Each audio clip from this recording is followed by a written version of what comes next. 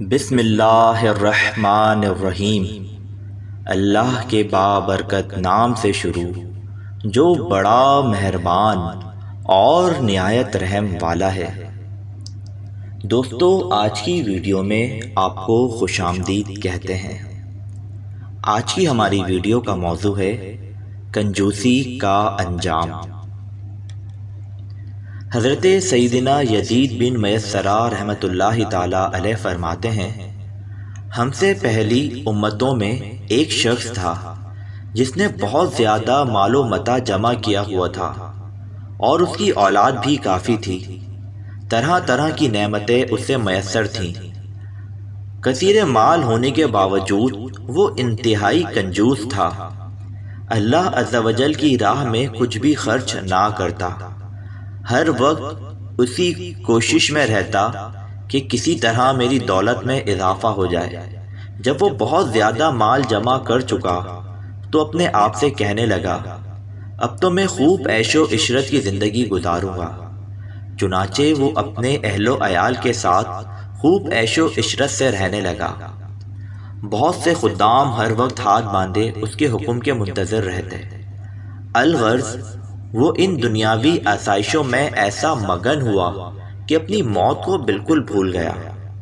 ایک دن ملک الموت حضرت عزرائیل علیہ السلام ایک فقیر کی صورت میں اس کے گھر آئے اور دروازہ کھٹکھٹایا۔ غلام فوراً دروازے کی طرف دوڑے اور جیسے ہی دروازہ کھولا تو سامنے ایک فقیر کو پایا۔ اس سے پوچھا، تو یہاں کس لیے آیا ہے؟ ملک الموت علیہ السلام نے جواب دیا، جاؤ اپنے مالک کو باہر بھیجو، مجھے اسی سے کام ہے۔ خادموں نے جھوٹ بولتے ہوئے کہا، وہ تو تیرے ہی جیسے کسی فقیر کی مدد کرنے باہر گئے ہیں۔ حضرت سیدنا ملک الموت علیہ السلام یہ سن کر وہاں سے چلے گئے۔ کچھ دیر بعد دوبارہ آئے اور دروازہ کھٹکھٹایا۔ غلام باہر آئے تو ان سے کہا، جاؤ اور اپنے آقا سے کہو میں ملک الموت علیہ السلام ہوں۔ جب اس مالدار شخص نے یہ بات سنی تو بہت خوف زدہ ہوا اور اپنے غلاموں سے کہا، جاؤ اور ان سے بہت نرمی سے گفتگو کرو۔ خدام باہر آیا اور حضرت سیدنا ملک الموت علیہ السلام سے کہنے لگا، آپ ہمارے آقا کے بدلے کسی اور کی روح قبض کر لیں اور اسے چھوڑ دیں، اللہ عز و جل آپ کو برکت عطا فرمائے۔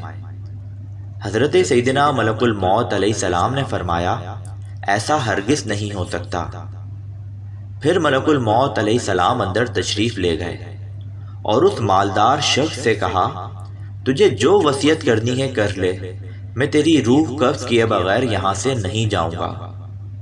یہ سن کر سب گھر والے چیخ اٹھے اور رونا دھونا شروع کر دیا۔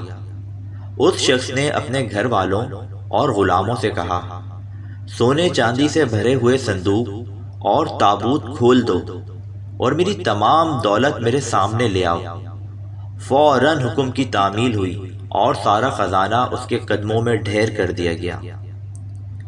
وہ شخص سونے چاندی کے ڈھیر کے پاس آیا اور کہنے لگا، اے ذلیل و بدترین مال، تجھ پر لعنت ہو، تو نے ہی مجھے پروردگار عز و جل کے ذکر سے غافل رکھا، تو نے ہی مجھے آخرت کی تیاری سے روکے رکھا۔